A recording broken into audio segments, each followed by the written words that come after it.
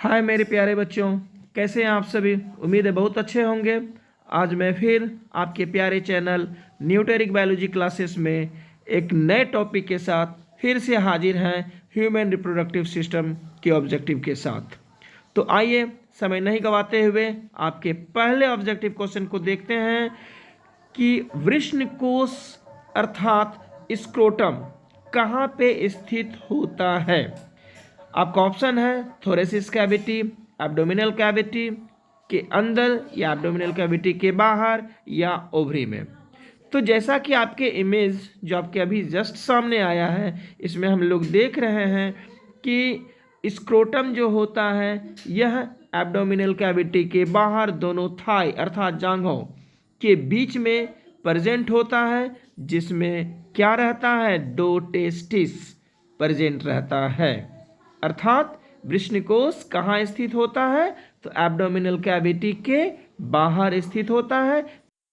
अगला सवाल है सर्टोली सेल्स कहाँ पाई जाती है।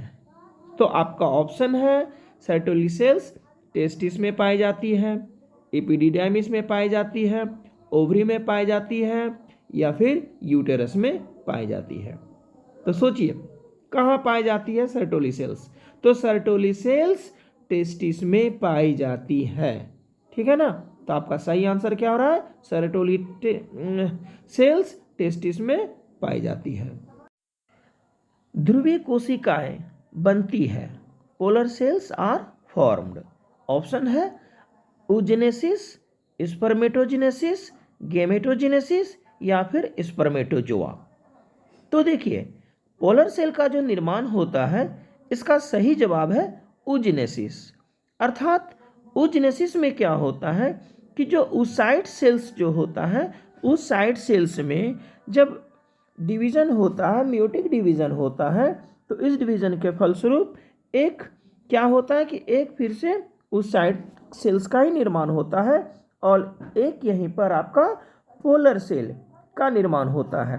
पुनः फिर पोलर सेल से दो पोलर सेल्स का निर्माण होता है और उस साइड सेल से जो है क्या होता है, एक पोलर सेल्स का निर्माण और एक सेल्स का निर्माण होता है। इस तरह से कुल 3 पोलर सेल्स और एक सेल्स का निर्माण होता है। अर्थात फीमेल के ओवरी में एक सेल्स और 3 पोलर सेल्स बनता है। 3 पोलर सेल्स डिस्ट्रॉय हो जाता है और एक सेल्स आपका क्या रहता है, ये फंक्शनल में रहता है। तो आपका सही जवाब क्या हो जा रहा है कि polar cells are formed from oogenesis process. ठीक है, चलिए। नर युग्मक मेल गेमिट एवं मादा युग्मक फीमेल गेमिट के फ्यूजन से क्या बनता है। तो बच्चों मेल गेमिट और फीमेल गेमिट के फ्यूजन से जायगोट का निर्माण होता है। अर्थात स्पर्म हैप्लॉइड होता है, ओवा हैप्लॉइड होता है। इन दोनों के आपस में फ्यूजन से संलग्न से डिप्लॉयड बॉडी जायगोट का निर्माण होता है, ठीक है ना। तो इसके लिए एक डेफिनेशन भी बनता है, the process by which the formation of diploid zygote from the fusion of haploid sperm and haploid eggs. यानी कि नर युग्मक और मादा युग्मक के संलग्न से युग्मनज का निर्माण होता है, जिसे निषेचन की क्रिया कहते हैं। तो निषेचन की क्रिया में क्या होता है, मेल गेमिट और फीमेल गेमिट के फ्यूजन से जायगोट का निर्माण होता है। तो आपका सही आंसर इसमें क्या हो जाएगा, जायगोट। अब अगला सवाल, निम्नलिखित में कोई एक पुरुष में पाया जाता है। तो बच्चों यहाँ ध्यान दीजिए, आपका ऑप्शन दिया हुआ है uterus, vulva, Libya majora, copper ग्रंथि। तो इसमें यूटेरस फीमेल में पाई जाती है, वल्वा ये भी फीमेल में पाई जाती है, लिबिया मेजोरा ये भी फीमेल में पाई जाती है। तो अब आपका लास्ट ऑप्शन बच जाता है कॉपर ग्रंथि, कॉपर ग्लैंड्स। तो ये कॉपर ग्लैंड्स जो होता है ठीक आपके प्रोस्टेट ग्लैंड के नीचे में पाई जाती है मेल रिप्रोडक्टिव सिस्टम में, और कॉपर ग्लैंड्स की संख्या जो होती है इसकी संख्या 2 होती है, ठीक है ना। तो आपका सही जवाब है कि पुरुष में निम्न में से क्या पाया जाता है। तो आपके ऑप्शन के अकॉर्डिंग कॉपर ग्लैंड्स है जो पुरुष के मेल रिप्रोडक्टिव सिस्टम में पाई जाती है। अब आपका फिर अगला सवाल आपके सामने में है, नर हार्मोन की उत्पत्ति कहाँ से होती है? नर हार्मोन की उत्पत्ति कहाँ से होती है? ऑप्शन है ओवरी, टेस्टिस, लीवर, आमाशय। तो बच्चों ओवरी फीमेल में पाई जाती है, लीवर को नर हार्मोन से कोई मतलब नहीं, इंटेस्टाइन को नर हार्मोन से कोई मतलब नहीं। तो ये नर हार्मोन मेल हार्मोन कहाँ पे फॉर्मेट होता है? तो यह आपके सामने यह तस्वीर है, यह टेस्टिस की तस्वीर है। अर्थात मेल हार्मोन का जो फॉर्मेशन होता है वह टेस्टिस में होता है। निम्नलिखित में त्वचा क्या बनाती है? अर्थात सवाल आपका यह है कि निम्नलिखित में से त्वचा किससे बनती है? ऑप्शन है आपका एक्टोडर्म, एंडोडर्म, मेसोडर्म, इनमें से कोई नहीं। तो त्वचा का जो निर्माण होता है वह एक्टोडर्म से होता है, ठीक है ना। त्वचा का निर्माण एक्टोडर्म से होता है। अब देखिए आपके इमेज में दिया हुआ है कि एक्टोडर्म से जो है एक्सोस्केलेटन अर्थात यह जो है बाह्य आवरण का मूल रूप से निर्माण करने का काम करता है, जबकि मेसोडर्म जो होता है यह क्या करता है? यह डेवलप्स इनटू ऑर्गन्स, यह अंदर में जो ऑर्गन होता है प्रायः उसके निर्माण में भाग लेता है, जबकि एंडोडर्म्स क्या करता है? Forms the inner lining of organs, यह इनर लाइनिंग का फॉर्म करने का काम करता है। तो अर्थात आप क्या सवाल है कि निम्नलिखित में त्वचा क्या बनाती है, अर्थात त्वचा किससे बनता है? तो त्वचा का निर्माण जो है एक्टोडर्म से होता है। शुक्राणु के एक्रोसोम का निर्माण होता है। Acrosome of sperm is formed. आपका ऑप्शन है लाइसोसोम से, न्यूक्लियस से, गोल्जी कॉम्प्लेक्स से, माइटोकॉन्ड्रिया से। तो जैसा कि आप पिक्चर में देख पा रहे हैं कि स्पर्म का अग्रभाग जो होता है वह कैप लाइक स्ट्रक्चर टोपी नुमा होता है, जिसे एक्रोसोम कहा जाता है। इस एक्रोसोम का निर्माण गोल्जी कॉम्प्लेक्स के द्वारा होता है। तो याद रखना है एक्रोसोम का निर्माण किससे होता है? गोल्जी कॉम्प्लेक्स के द्वारा होता है। कोशिकाएं जो एंड्रोजन का स्रावण करता है, सेल्स दैट सेक्रेट्स एंड्रोजेंस। तो ऑप्शन है germ cells, Leydig cells, Sertoli cells, इनमें से कोई नहीं। तो यह टेस्टिस में पाए जाने वाले सेल्स का नाम है। टेस्टिस में जर्म सेल्स होती है, लेडिंग सेल्स होती है और सर्टोली सेल्स होती है, जिसमें लेडिंग सेल्स के द्वारा जो है एंड्रोजेंस हार्मोन का स्राव होता है। इसे मेल हार्मोन्स भी कहा जाता है। अब सवाल है ओवरी पाए जाते हैं, तो ओवरी कहाँ पर पाए जाते हैं? इसका ऑप्शन दिया गया है नर जनन तंत्र मेल रिप्रोडक्टिव सिस्टम में, मादा जनन तंत्र फीमेल रिप्रोडक्टिव सिस्टम में, और सी नंबर में कहता है क और ख दोनों, डी नंबर में इनमें से कोई नहीं। तो प्यारे बच्चों आपके सामने ये इमेजिंग जो दिखाया गया यह इमेजिंग है फीमेल रिप्रोडक्टिव सिस्टम का, ठीक है। और इसके दोनों साइड में देखिए कि एक एक ओवरी प्रेजेंट है, अर्थात ओवरी केवल किस में पाई जाती है? फीमेल रिप्रोडक्टिव में पाई जाती है, ना कि मेल रिप्रोडक्टिव में। आपका सही आंसर है फीमेल रिप्रोडक्टिव सिस्टम। ओवरी की संख्या जो होती है प्रत्येक फीमेल में 2 होती है, ठीक है। अब नेक्स्ट सवाल है अंडाशय द्वारा उत्पन्न मादा युग्मक female gametes produced by ovaries are. तो इसका सही जवाब क्या होगा? ऑप्शन है स्पर्म, अंडवाहिनी ओविडक्ट, अंडाणु, ओवा, प्रोस्टेट। तो सवाल आपका क्या है? अंडाशय द्वारा उत्पन्न मादा युग्मक। तो अंडाशय के द्वारा जो मादा युग्मक का निर्माण होता है वह क्या है? वह होता है ओवा, ठीक है। तो आपका सही आंसर हो जाएगा नंबर सी, ओवा। अंडाशय द्वारा उत्पन्न मादा युग्मक ओवा कहलाता है, ठीक है। तो अब दूसरा सवाल आपके सामने फिर आ गया। दूसरा सवाल है यूटेरस एक होता है जो कहलाता है। अब देखिए यूटेरस क्या कहलाता है? यूटेरस का दूसरा नाम भी है। आपके सामने आपके इमेजिंग में दिखाया गया है कि एक प्रेग्नेंट फीमेल है और उनके यूटेरस में, उनके गर्भाशय में एक बेबी पल रहा होता है, ठीक है ना, यूटेरस में ही बेबी पलता है। तो यूटेरस का एक और दूसरा नाम क्या होना चाहिए? फेमरी, इस्थीमस, एम्पुला, उम्ब।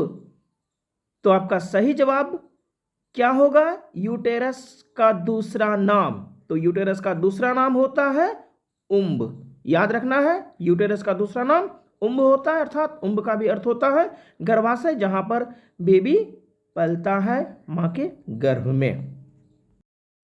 सवाल है, अंडवाहिनी ओविडक्ट का अंतिम भाग कहलाता है। तो ओविडक्ट का एक और नाम यहां पर है फैलोपियन ट्यूब, अर्थात फैलोपियन ट्यूब या ओविडक्ट का जो अंतिम सिरा होता है वह क्या कहलाता है? एग्जाम्पल आपके सामने है। ए नंबर में इस्थमस, बी में एम्पुला, सी में फेमरी, डी में इनफंडिब्यूलम। तो देखिए, ये इनफंडिब्यूलम जिसे हम फिगर में देख पा रहे हैं स्पष्ट तौर पर, यह ओविडक्ट का अंतिम सिरा नहीं होता है। इनफंडिब्यूलम के बाद एक और स्ट्रक्चर होता है जिसे फेमरी कहा जाता है, अर्थात ओविडक्ट का अंतिम सिरा फेमरी कहलाता है और इनफंडिब्यूलम का भी अंतिम सिरा फेमरी ही कहलाता है। तो मेरे प्यारे बच्चों, आपसे सवाल पूछा जा सकता है, ओविडक्ट या फैलोपियन ट्यूब या इनफंडिब्यूलम का अंतिम सिरा क्या कहलाता है? तो अंतिम सिरा फेमरी कहलाता है। बहुत सारे ऐसे भी सवाल हैं। इसके जस्ट नेक्स्ट दूसरे सवाल में आपका सवाल आएगा अब कि इनफंडिब्यूलम में उंगली के समान जो संरचनाएं पाई जाती है उस संरचना को क्या कहा जाता है? तो अभी अभी आपने समझा, अभी मैंने आपको बतलाया कि इनफंडिब्यूलम का भी अंतिम भाग जो होता है, अंतिम संरचना जो होता है वह फेमरी ही होता है, अर्थात ओविडक्ट, फैलोपियन ट्यूब, इनफंडिब्यूलम में अगर अंतिम सिरा अगर पूछा जाए तो वह फेमरी कहलाता है। ठीक है, इनफंडिब्यूलम या एम्पुला या फिर ओविडक्ट, फेमरी के बारे में अगर पूछा जाए कि इसका संख्या कितना होता है, प्रत्येक फीमेल रिप्रोडक्टिव सिस्टम में इसकी संख्या कितना होता है, तो प्रत्येक फीमेल में के रिप्रोडक्टिव सिस्टम में इसकी संख्या 2 होती है, राइट और लेफ्ट। ठीक है, तो चलिए अब दूसरा सवाल है, योनि द्वार प्रायः एक पतली झिल्ली से ढका होता है, vulva usually is covered by which membrane? आपका ऑप्शन है क्लाइटोरिस, मेजोरा, इस्थमस, हाइमेन। तो मेरे प्यारे बच्चों, वल्वा हमेशा टेंडर एज में हाइमेन के द्वारा जो है वो कवर्ड होता है, लेकिन ज्यों ज्यों उम्र होता है, एक्सरसाइज से, घरेलू वर्क से, साइकिलिंग से, जो साइकिल चलाते हैं बच्चे घर से कहीं बाहर जाने के लिए, तो ऐसी स्थिति में यह हाइमेन क्या होता है, ये धीरे धीरे फटता चला जाता है। ठीक है ना, तो आपका सवाल हो गया, vulva usually is covered by which membrane? Answer है हाइमेन। अब नेक्स्ट सवाल को देखते हैं हम लोग कि छोटी सी उंगली नुमा संरचना जो मूत्र छिद्र के ऊपर दोनों लीबिया मेजोरा के जोड़ने के स्थान पर पाई जाती है, क्या कहलाता है? ठीक है ना, तो आपका ऑप्शन है clitoris, majora, mammary duct, hymen. तो आप इस इमेज में स्पष्ट देख पा रहे हैं जिसे कहा गया है कि जो उंगलीनुमा संरचना जो पाई जाती है, ठीक है ना, ये आप देखिए इमेज में यूरेथ्रा को दिखाया जा रहा है, जिसे आप कह रहे हैं यहाँ पर क्या, मूत्र छिद्र के ऊपर। ठीक है ना, तो ये यूरेथ्रल पोर है, यूरेथ्रल पोर के जस्ट ऊपर आप देख पा रहे हैं स्लिटोरीज पाई जाती है। ठीक है, और स्लिटोरीज के भी ऊपर में देखिए यहाँ पर दिया हुआ है क्लाइटोरीज। ठीक है ना, तो यहाँ पर आपका सही ऑप्शन हो जा रहा है ए नंबर, क्लाइटोरीज। ठीक है ना, ये क्लाइटोरीज जो है ये संरचनाएं पाई जाती है। सवाल है, नर जनन कोशिका शुक्राणु उत्पन्न करती है, male germ cell produce sperm. Option है spermatogenesis, spermatids, spermiation.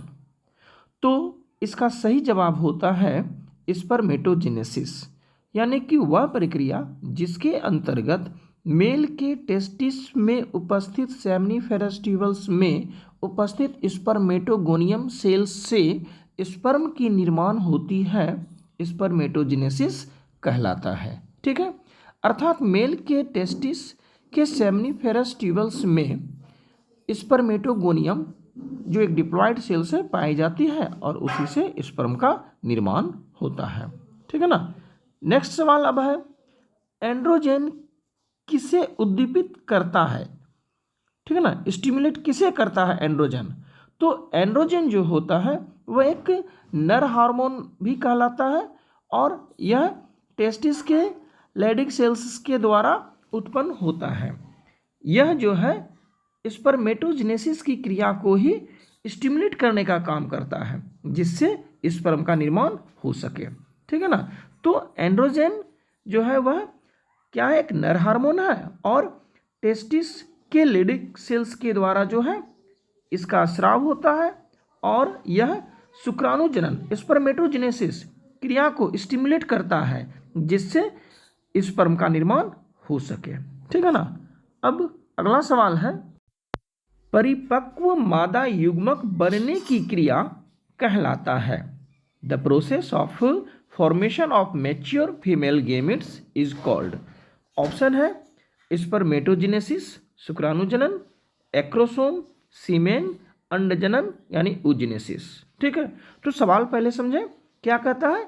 Mature female gamete नहीं, तो उस प्रोसेस को क्या कहते हैं जिस प्रोसेस के द्वारा मादा युग्मक फीमेल गेमिट का निर्माण होता है?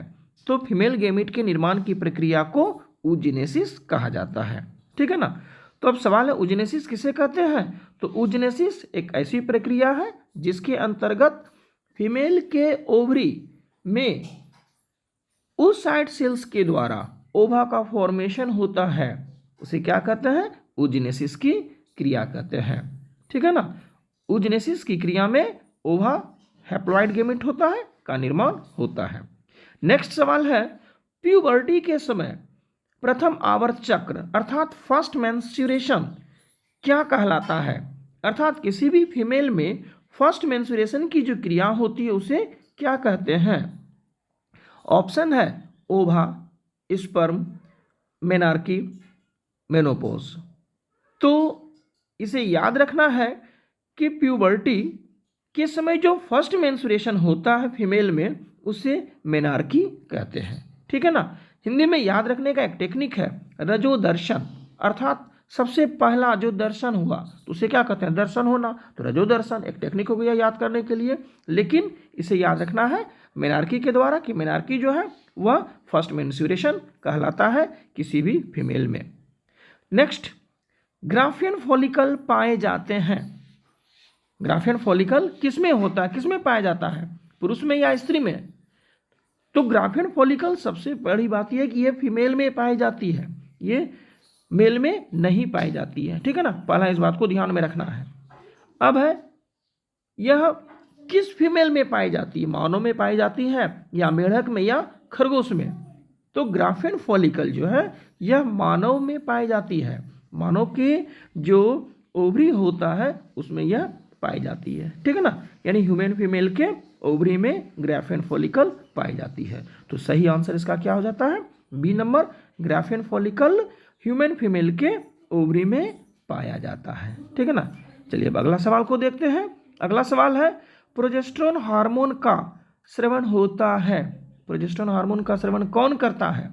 ऑप्शन है corpus callosum, corpus uteri, corpus luteum, corpus albicans. तो प्रोजेस्टेरोन हार्मोन का जो स्राव होता है वह कॉर्पस ल्यूटियम के द्वारा होता है। ग्राफियन फॉलिकल जब मैच्योर हो जाता है तो ग्राफियन फॉलिकल के फटने से क्या होता है? ओवा रिलीज होता है और उसके साथ एक अस्थायी पीली ग्रंथि का निर्माण होता है, पीले कलर का एक ग्रंथि का निर्माण होता है, ग्लैंड्स बनता है, जिसे कॉर्पस ल्यूटियम कहा जाता है। और यह कॉर्पस ल्यूटियम प्रोजेस्टेरोन नामक हार्मोन का स्राव करता है, जो प्रेगनेंसी मेंटेन करने का कार्य करता है। ठीक है, अगला सवाल, मानव मादा के अंडाशय से अंडाणु का मोचन अर्थात रिलीज क्या कहलाता है? The release of an egg from the ovary of a female human is called. Option है रोपण इम्प्लांटेशन, गर्भधारण प्रेगनेंसी, अंडोत्सर्ग ओव्यूलेशन, प्रसव पार्चुरेशन। ठीक है ना। तो सवाल फिर से देख लें कि मानव मादा के अंडाशय से अंडाणु का रिलीज क्या कहलाता है?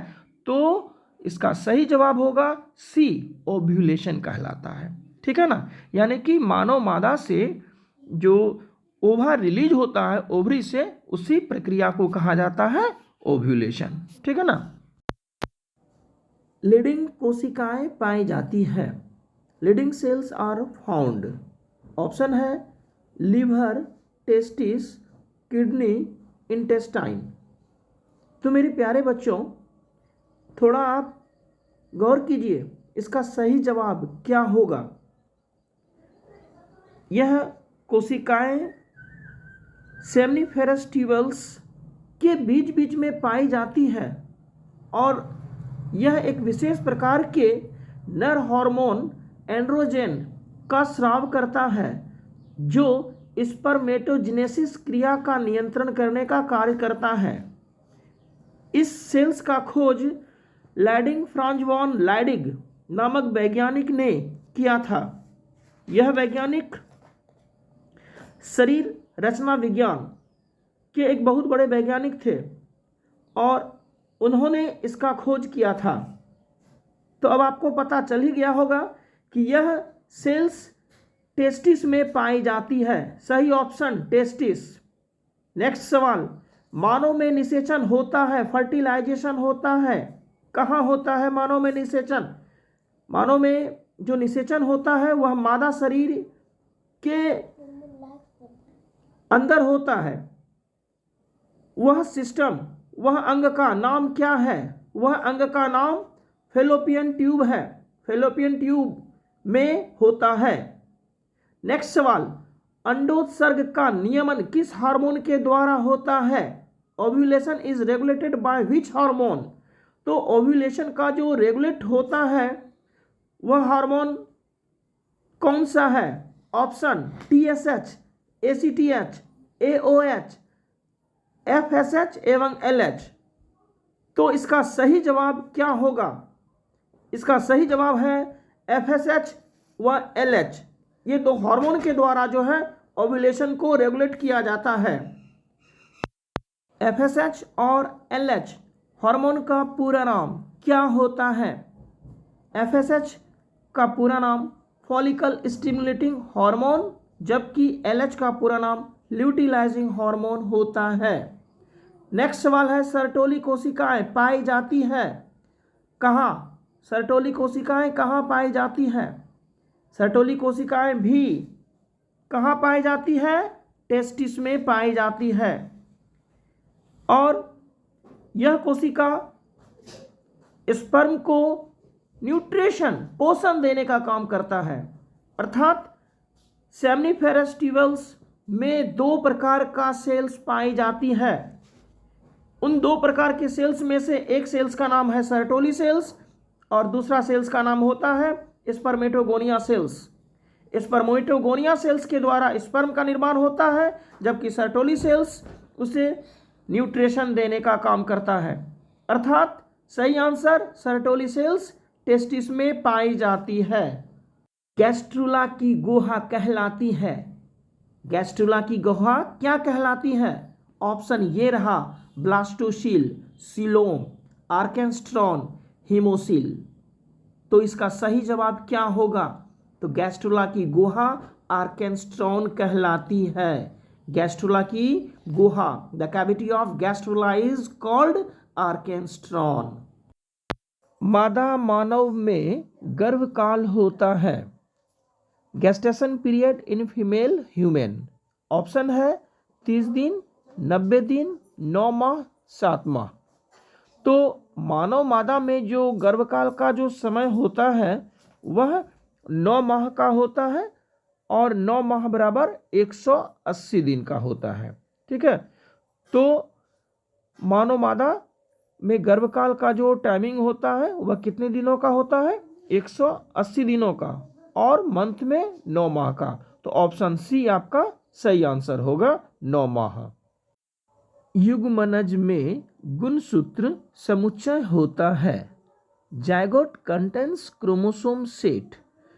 तो जायगोट में जो क्रोमोसोम का सेट होता है वह हमेशा ही डिप्लॉयड होता है, क्योंकि जब दो हैप्लॉयड गैमीट आपस में मिलता है तो डिप्लॉयड जायगोट का निर्माण होता है।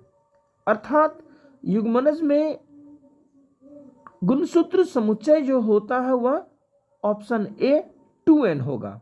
ठीक है, अर्थात zygote contains chromosome set 2n, क्योंकि गैमीट n मेल गैमीट में, इसी तरह से फीमेल गैमीट भी n, और जब 2n आपस में मिला तो n + n 2n, अर्थात जब मानव में मेल और फीमेल गैमीट का फ्यूजन होता है तो जायगोट का निर्माण होता है।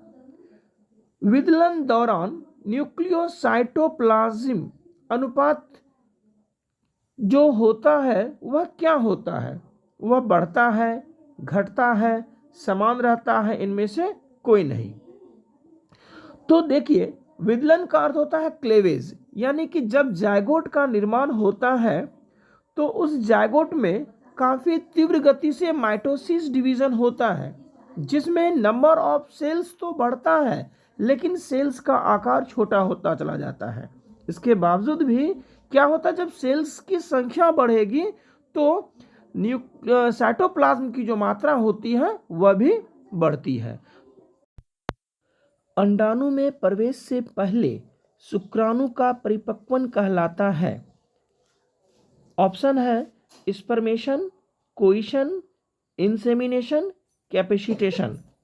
तो जब फीमेल गैमीट ओवा में मेल गैमीट स्पर्म का प्रवेश होता है तो उससे पहले जो उसकी मैच्यूरेशन होती है उस क्रिया को कैपेसिटेशन कहा जाता है। कैपेसिटेशन एक ऐसी प्रक्रिया है जिसमें क्या होता है कि फीमेल गैमीट में प्रवेश से पूर्व मेल गैमीट मैच्योर होता है, और यह क्रिया फीमेल के फैलोपियन ट्यूब में होता है। ठीक है ना, तो आपका आंसर क्या हो जा रहा है? कैपेसिटेशन। ठीक है, अगला क्वेश्चन, माइटोकॉन्ड्रिया शुक्राणु यानी स्पर्म के किस भाग में होता है? सवाल क्या है, माइटोकॉन्ड्रिया स्पर्म के किस भाग में होता है? हेड, ग्रीवा, नेक, मिडल पीस यानी मध्य भाग, पूंछ यानी टेल। तो देखिए, जैसा कि इमेज में आप देख पा रहे हैं कि माइटोकॉन्ड्रिया का जो पोजीशन दिखा रहा है यह पोजीशन स्पर्म के मिडल भाग का है, और उसके बाद का पोजीशन टेल कहलाता है। उसके पहले ग्रीवा होती है जहां सेंट्रियल होती है, उससे पूर्व हेड जहां एक्रोसोम पाई जाती है। अब अगला सवाल है, फर्टिलाइजिन नामक रसायन स्रावित होता है। तो फर्टिलाइजिन नामक जो स्राव होता है उसको सेक्रेशन करने का जो काम करता है वह इन निम्न में से कौन करता है? ऑप्शन है मैच्योर ओवा, एक्रोसोम, पोलर सेल या स्पर्म के मध्य भाग से। तो इसका सही जवाब होता है मैच्योर ओवा से, अर्थात जब फैलोपियन ट्यूब में के एम्पुला में जाकर के ओवा फंसा हुआ रहता है तो उस समय जब कॉपुलेशन की क्रिया होती है तो कॉपुलेशन की क्रिया में ओवा क्या करता है, उसके पूर्व से ही जो है वह एक फर्टिलाइजिन नामक हार्मोन को स्राव करके रखता है, जिससे स्पर्म जो है उसी दिशा की ओर जाकर के ओवा से फर्टिलाइजेशन के क्रिया कर सके। निम्न में हाइलुरोनिडेज एंजाइम उपस्थित होता है। तो ऑप्शन है अंडाशय में अर्थात ओवरी में, अंड में अर्थात एग में, शुक्राणु में अर्थात स्पर्म में, रक्त में अर्थात ब्लड में।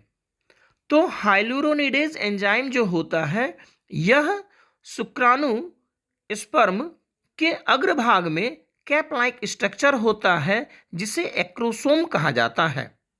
एक्रोसोम दो प्रकार के एंजाइम का स्राव करता है, एक हाइलुरोनिडेज और दूसरा न्यूरीमिनेडेज। यह दो एंजाइम ओवा के कोरोना रेडिएटा को घुलाने का काम करता है, जिससे स्पर्म ओवा के अंदर प्रवेश कर ओवा का न्यूक्लियस और स्पर्म का न्यूक्लियस आपस में फ्यूजन कर जायगोट का निर्माण कर सके। ठीक है, तो आपका सवाल क्या है? हाइलुरोनिडेज उपस्थित होता है तो यह एंजाइम शुक्राणु में उपस्थित होता है। ठीक है, अब नेक्स्ट सवाल है आपका, शुक्राणु अर्थात स्पर्म के नेक में, ग्रीवा में उपस्थित होता है।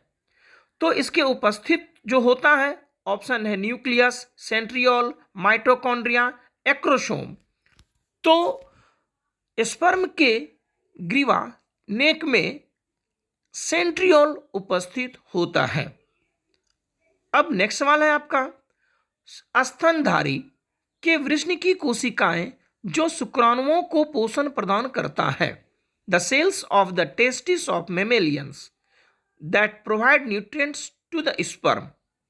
ऑप्शन है लैडिक सेल्स, ऑक्सीटॉक्सिक कोशिका, सर्टोली सेल्स, इनमें से सभी।